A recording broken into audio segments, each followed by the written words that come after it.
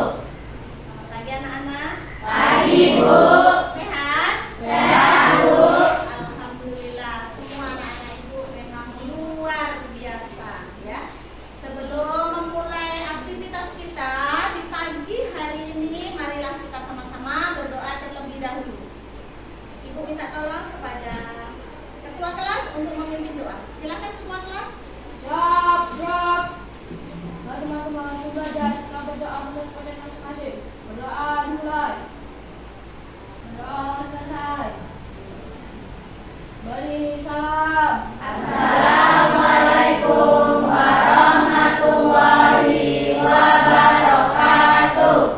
Waalaikumsalam warahmatullahi wabarakatuh. Ya, mudah-mudahan dengan diawali doa, kegiatan kita di pagi hari ini selalu diberi nikmat sehat, ya, diberikan pemikiran yang cemerlang, bernalar kritis, selalu semangat, ya. Dan jangan lupa bersyukur karena kita sudah diberi nikmat sehat, ya. Nah, adakah di hari ini yang tidak masuk sekolah? Nah, hadir semua, Bu. Hadir semua. Alhamdulillah. Agar kita selalu bersemangat, marilah kita menyanyikan elemen belajar Pancasila terlebih dahulu. Bisa? Tangannya gerak, bisa? Atau tepuk tangan? Bergerak, ya? Oke? Oke. Setelah hitungan ketiga, bisa dimulai. 1, 2, 3. Belajar Pancasila, beriman dan bertakwa pada Tuhan yang Esa dan berakhlak mulia, berkebinekaan global, gotong royong mandiri, kreatif dan bernalar kritis. Ya. Yang terakhir tadi apa, Nak? Bernalar kritis. Bernalar kritis. Nah, nanti Ibu mengharapkan anak-anak semua dapat bernalar kritis, menemukan hal-hal yang baru. Bagus, semangat. Seperti biasanya, sebelum kita memulai kegiatan pembelajaran kita ada pembiasaan apa, Nak? Apa? Membaca, ya, baik membaca buku fiksi maupun non fiksi. Ibu bebaskan kepada kamu semua, Ibu kasih waktu beberapa menit, ya, untuk membaca. Nah, siapa perwakilan hari ini untuk membaca? Si Husna, ya, silakan Husna dibaca. Pakai mic boleh biar dengar kawannya, ya, Husna, suaranya yang agak keras. Saya akan membacakan tentang pengertian teks berita. Teks berita adalah teks yang berisikan tentang kejadian, peristiwa, ataupun informasi yang berupa fakta. Teks berita dapat disampaikan dengan cara dibacakan melalui pembawa acara berita di radio dan televisi, maupun ditampilkan dalam bentuk cetak di surat kabar harian dan online di media digital. Berita merupakan cerita atau keterangan mengenai kejadian atau peristiwa yang sedang terjadi. Teks berita adalah suatu teks yang menyampaikan kabar atau informasi pada masyarakat mengenai suatu peristiwa atau kejadian aktual dan faktual secara tertulis. Pembiasaan membaca ini ya, kamu boleh membaca buku non fiksi boleh, buku fiksi boleh. Nah, untuk kali ini Husna ya memilih mengulang materi yang pernah kita pelajari di minggu lalu tentang berita. Biar apa nak? Biar ingat. Bagus sekali untuk Husna. Sebelum menutup pelajaran yang lalu, Ibu sudah menyampaikan kepada anak-anak semuanya bahwa kita di pertemuan minggu ini akan belajar tentang kaidah kebahasaan teks berita. Nah, untuk tujuan pembelajaran kita di pagi hari ini, ulangi ya. Yang pertama, peserta didik itu anak-anak semuanya, ya, memperdalam pengetahuan unsur kebahasaan dalam teks berita eksklamasi, ya, dengan menandai jenis kalimat. Nanti ada jenis-jenis kalimat yang sudah disampaikan, jenis kalimat dalam teks berita tersebut, ya, dengan kemudian tujuan yang kedua yaitu peserta didik mampu menganalisis informasi tentang kalimat langsung dan kalimat tidak langsung. Oke. Sebelum Ibu lanjutkan nih, baca-baca di rumah. Siapa yang membaca tadi malam? Yes, beri tepuk tangan semuanya. Memang the best. Suka Ibu kalau begitu, ya. Kan tadi malam udah baca tuh. Kaidah kebahasaan teks berita. Siapa yang bisa menyebutkan kaidah kebahasaan teks berita? Kan tadi malam udah baca. Bisa. Oke, silakan Mak. Ada kalimat langsung dan tidak langsung. Kalimat langsung dan tidak langsung. Kata baku, Konjungsi. Kata disebut juga dengan apa nak? Konjungsi. Kata iya. Kemudian nak yang keempat, sebutkan lagi. kata kerja mental, Kata kerja mental. dan keterangan waktu dan tempat. Keterangan waktu dan tempat. Tangan semua yang kita semuanya. Lanjut, silakan disimak. Unsur kebahasaan teks berita. Yang pertama adalah menggunakan bahasa baku. Yang kedua, menggunakan kalimat langsung. Yang ketiga, menggunakan konjungsi bahwa. Keempat, menggunakan konjungsi temporal atau kronologis. Unsur yang kelima, menggunakan kata kerja mental.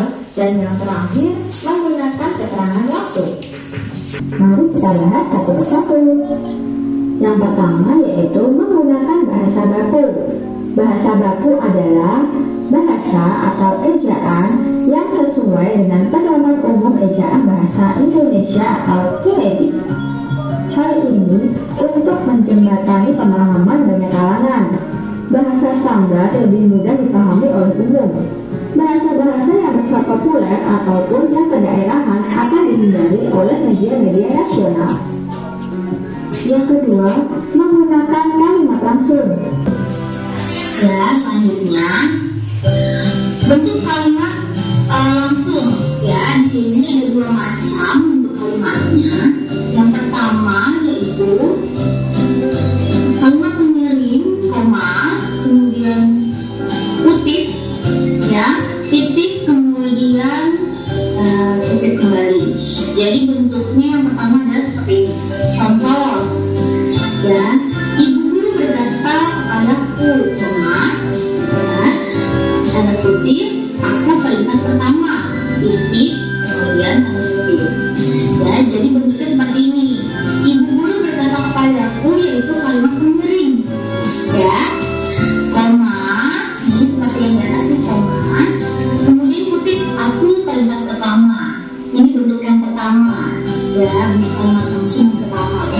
Yang kedua, kutip terlebih dahulu, ya, bunga kutip, kemudian kutip, koma, ya, kemudian kalimat pengirim, titik.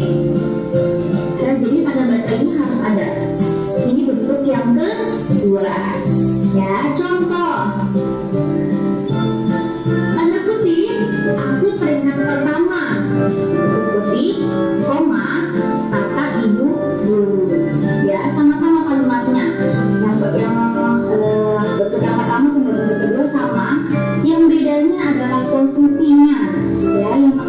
kalimat pengiring terlebih dahulu, kemudian yang kedua adalah kutip terlebih dahulu, baru kalimat pengiring.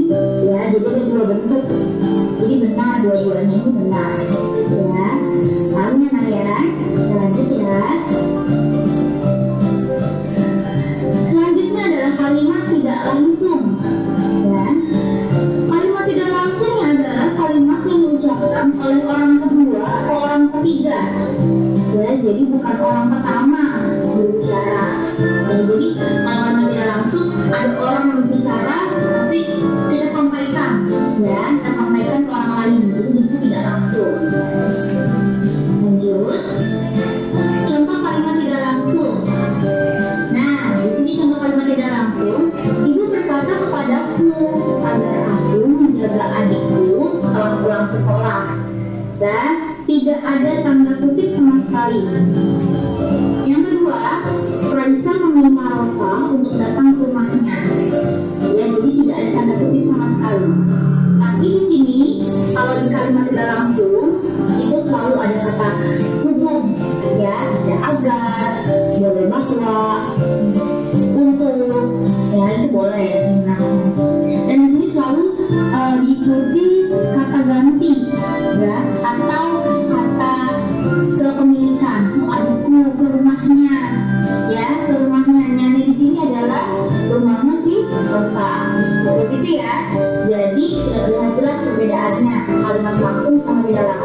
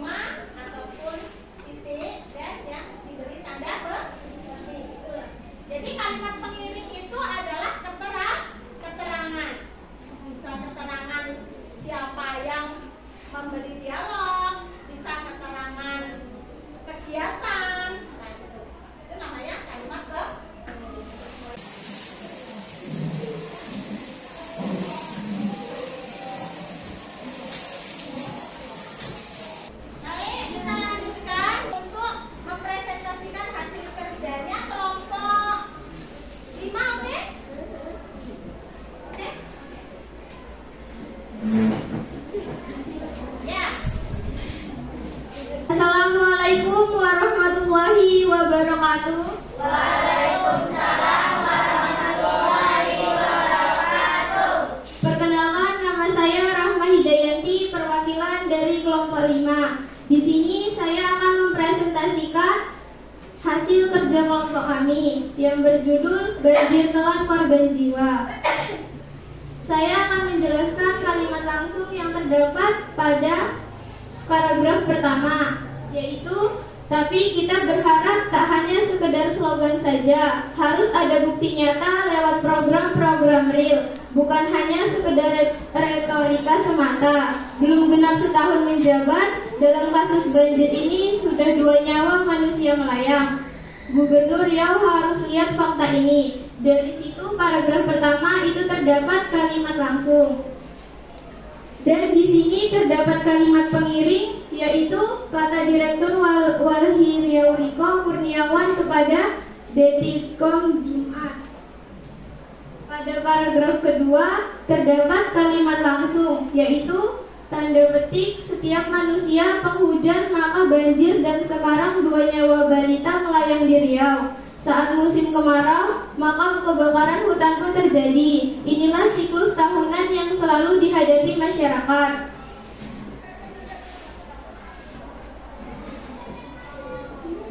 Di sini saya mendapatkan kalimat tidak langsung, yaitu menurutnya banjir tahunan terjadi karena rusaknya kawasan tangkap air di sekitar sungai. Untuk itu, pemerintah diminta tegas menindak perusak lingkungan.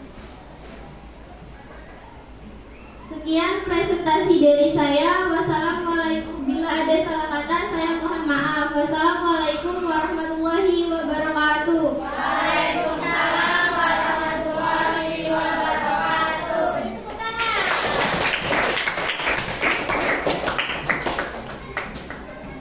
Nah, udah? Makasih ya nak. Ya, terima kasih untuk kelompok 5. Ada yang mau memberi tanggapan atau memberi apresiasi jawaban dari kelompok 5? Silakan Husna. Menurut saya, pendapat saya untuk tadi kelompok 5 menurut saya itu sudah mantap, sudah bagus, karena juga udah bagus ya Bu. Ini udah bagus ya. Sudah benar. Tanda bacanya sudah benar? Sudah. Sudah. Oke, beri tepuk tangan mantap. Karena tadi kita sudah mengerjakan tugas kelompok, Ibu rasa sudah saling berkolaborasi, sudah saling bekerja sama ya. Ibu coba kamu mengerjakan pribadi. Nah, sekarang Ibu akan memberikan tugas individu. Berapa ini? Tugasnya tulis nama.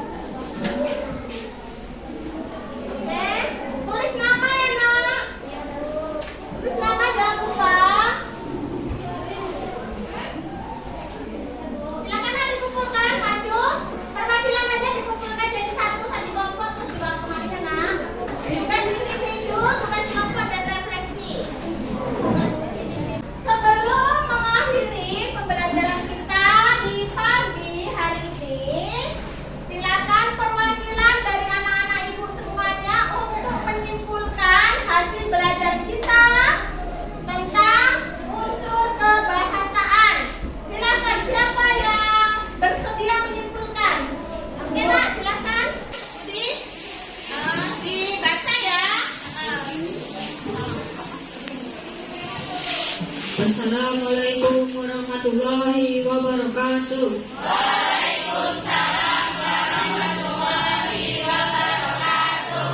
Kesimpulan kami dalam belajar kaidah unsur kebahasaan adalah: 1. Kami dapat mengetahui dan memahami unsur kebahasaan yang terdapat dalam teks berita eksplanasi. 2. Dan kami juga mampu menganalisis informasi kalimat langsung dan kalimat tidak langsung dengan menemukan kalimat langsung dan kalimat tidak langsung yang terdapat pada teks berita yang disajikan. 3. Selain itu kami juga dapat mengetahui memahami ciri-ciri kalimat langsung dan kalimat tidak langsung.